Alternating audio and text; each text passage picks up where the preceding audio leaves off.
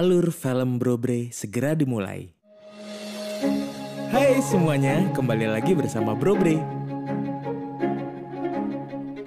Film ini berjudul Reborn. Reborn adalah film Asia tentang pertarungan para hacker melawan gangster mafia global yang mencoba menguasai sistem keamanan transportasi publik di Asia dan Eropa. Jadi apakah para mafia ini berhasil mencapai tujuannya? Alur pun dimulai.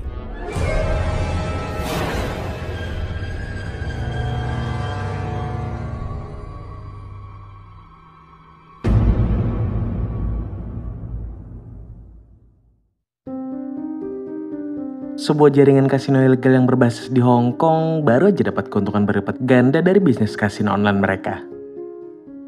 Selain di Cina, jaringan mereka juga ada di beberapa negara lain. Dan karena peningkatan pendapatan ini, si bos meminta naikin jatahnya sebesar 10% ke mitra-mitranya yang ada di luar negeri.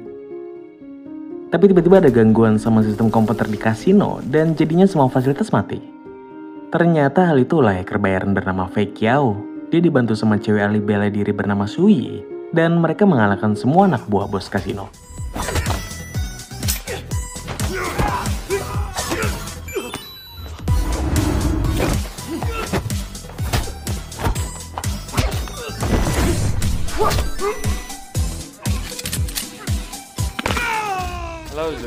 Habis itu Feng merusak sistem komputer kasino dan ngancurin semua bisnis kasino yang ada di luar negeri dengan kemampuan hackingnya. Money back! It's gone up. It's now 50%. What? 50%? Yes, okay.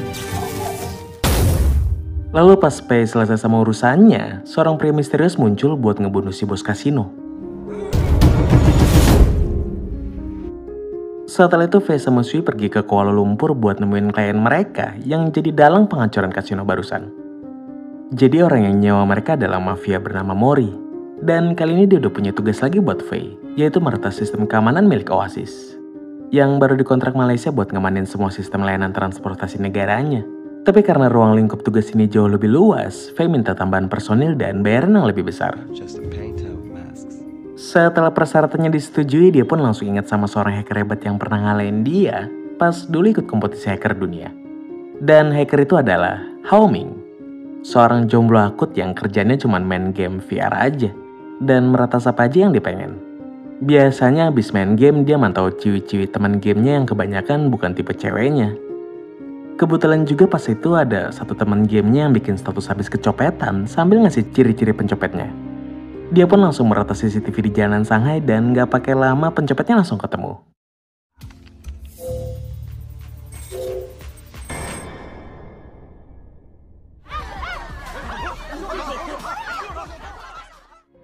Singkatnya, pas Hao Ming lagi ke minimarket, Sui menyamar jadi siswi imut buat narik perhatiannya. Dan pas sudah berhasil, dia diam-diam masang alat penyadap di tasnya Hao Ming. Kemudian di sebuah festival cosplayer, Hao Ming ketemu sama polisi Hong Kong bernama Zhou yang ngasih tahu kalau di tasnya ada alat penyadap. Jadi si Zhou ini ceritanya lagi ngejar Fei sama Sui karena udah jadi buronan kepolisian Hong Kong. Dan mereka dapat info juga kalau Fei lagi ngejar Hao Ming buat direkrut. Zhou juga ngasih tahu kalau Fei ini dulu pernah ikut kompetisi hacker bareng sama Hao Ming. Tapi bedanya Hao Ming gak gunain kemampuannya buat kejahatan. Makanya Zhou minta Hao Ming buat bantuin dia jadi mata-mata. Soalnya polisi kesulitan melacak mereka yang selalu menghapus jejak digitalnya. Tapi karena belum percaya, Hao Ming pun gak langsung mengiyakan permintaan Zhou.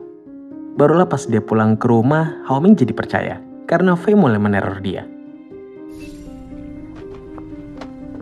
Dan besoknya dia didatangin sama Zhou buat mulai persiapan jadi mata-mata. Dia dikasih pengarahan tentang profil Fei sama Sui yang ternyata cewek di minimarket. Dan mereka berdua udah beberapa tahun kerja bareng sampai jadi sepasang kekasih. Selain dapat latihan secara fisik, Hao Ming juga dilatih secara mental oleh dokter profesional. Lalu suatu malam, dia akhirnya ketemuan sama Sui di sebuah hotel. Tapi ternyata itu adalah jebakan buat maksa Hao Ming gabung ke timnya Fei. Misi mereka adalah meretas sistem pembayaran online PayPay. Tapi karena ketatnya sistem keamanannya, mereka harus ngebuat skenario biar bisa nyuri sidik jari pegawainya. Dan setelah berhasil, barulah mereka melancarkan aksi hacking yang pada akhirnya gak bisa dibendung tim keamanan cyber PayPay.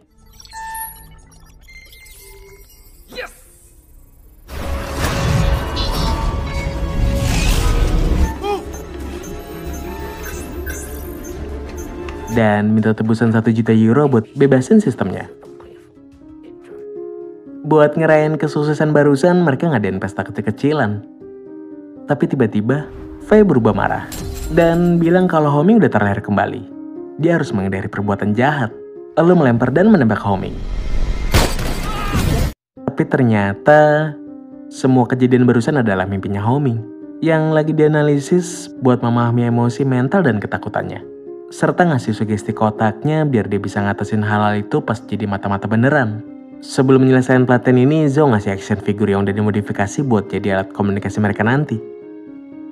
Singkatnya, Homing mulai ngechat Sui buat ngajak ketemuan, tapi Sui malah udah di rumahnya dan bikin dia pingsan. Pas bangun dia udah dalam mobil bareng sama Faye dan Sui buat menuju ke Kuala Lumpur. Tapi emang hidupnya kebanyakan di dunia maya, tubuhnya jadi aneh pas mau pergi ke luar negeri. Lalu sampainya di Kuala Lumpur, dia pura-pura mau beli komik. Padahal sebenarnya biar bisa minjem HP bocah buat ngabarin Zhou, karena HP-nya dirusak sama Faye sebelum mereka berangkat. Untungnya pas Sui curiga dan nyamperin, dia udah selesai dan acting lagi lihat majalah dewasa.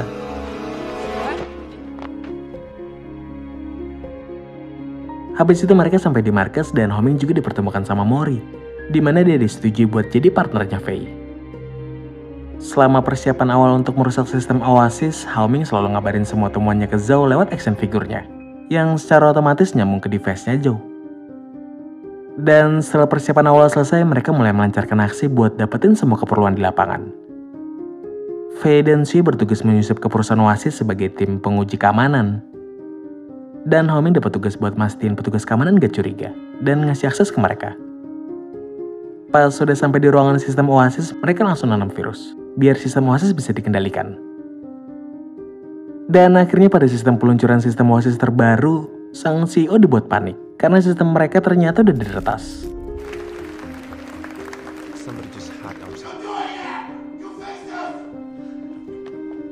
Lalu Faye mendatanginya buat ngancam dia dengan segudang tindakan kriminalnya yang selama ini gak diketahui publik.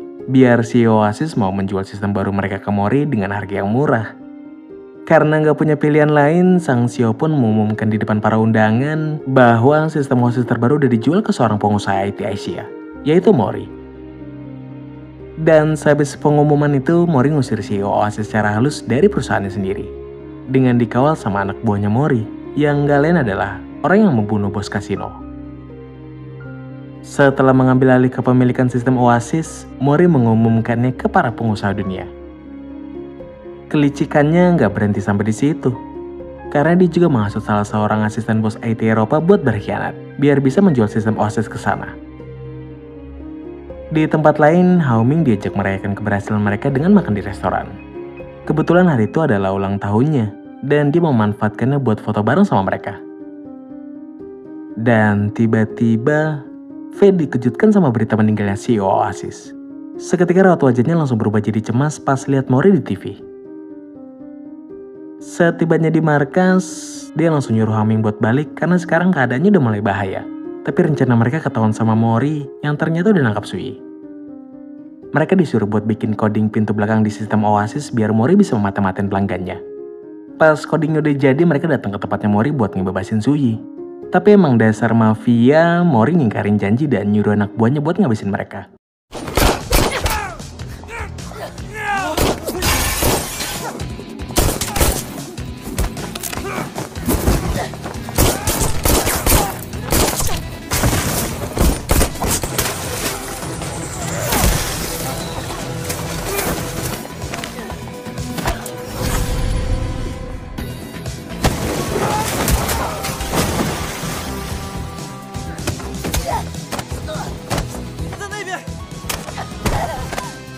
Setelah perkelahian yang sengit, mereka untungnya bisa kabur dari sana meski Sui sempat kena tembak di tangannya.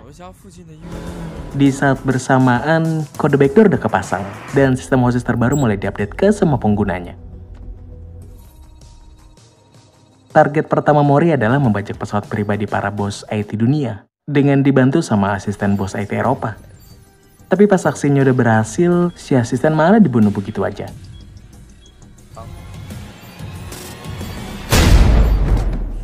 Tujuannya menahan para bos IT dunia adalah biar dia dan kelompoknya bisa mengendalikan depresiasi mata uang euro. Hal itu juga diketahui Faye yang langsung nyuruh Sui dan Homing pergi setelah Mori dikalahkan. Selain itu, Faye ternyata tahu kalau selama ini Homing kerjasama dengan Zhao. Dan yang lebih mengejutkannya, sebenarnya Faye ini adalah polisi Eropa khusus cybercrime yang lagi ditugaskan buat nyusup ke jaringan kriminal Mori untuk mencari tahu pihak yang mendanai aktivitas ilegalnya. Sui pun marah banget karena selama ini udah ditipu dan ngusir mereka berdua dari mobil.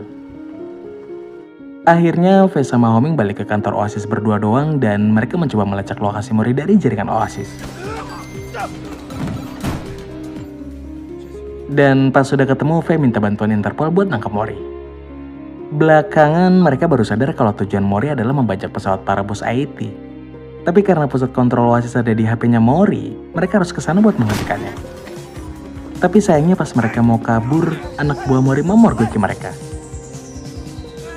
Untungnya Sui datang menjemput. Anak buahnya Mori nggak tinggal diam dan mengejar mereka pakai motor. Tapi setelah kejar-kejaran, dia akhirnya mati.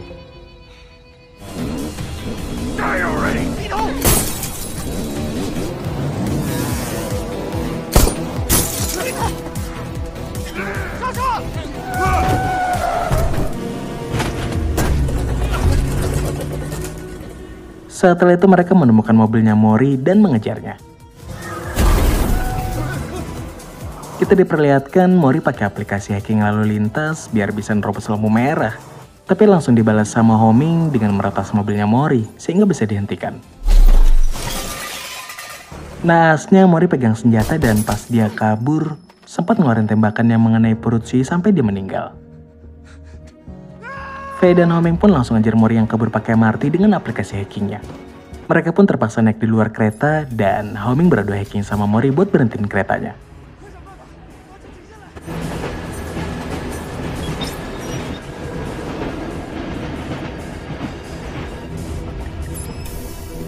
Setelah keretanya berhenti, mereka terlibat kejar-kejaran lagi sampai akhirnya pelarian Mori terhenti dan mati tertembak senjatanya sendiri.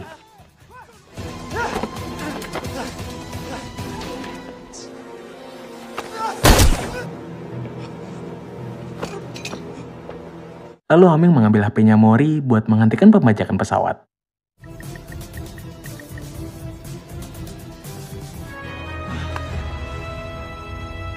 Back on screen. I found it. Yeah. Singkatnya, pemerintah Malaysia udah menghentikan sistem Oasis terbaru dan para bos IT dunia juga berhasil selamat. Sedangkan Sui udah dimakamkan. Tapi Faye yang beneran suka sama Sui belum bisa sepenuhnya percaya kalau Sui udah mati. Dan Homing lah yang bertugas buat menghibur Faye karena dia juga merasakan kehilangan Sui. Tapi mereka harus tetap melanjutkan hidup. Dan udah di-subscribe belum bro bre? Alur film telah selesai. Mohon bro bre sebelum meninggalkan videonya, tombol merahnya jangan lupa dirubah jadi warna lainnya. Thank you bro bre.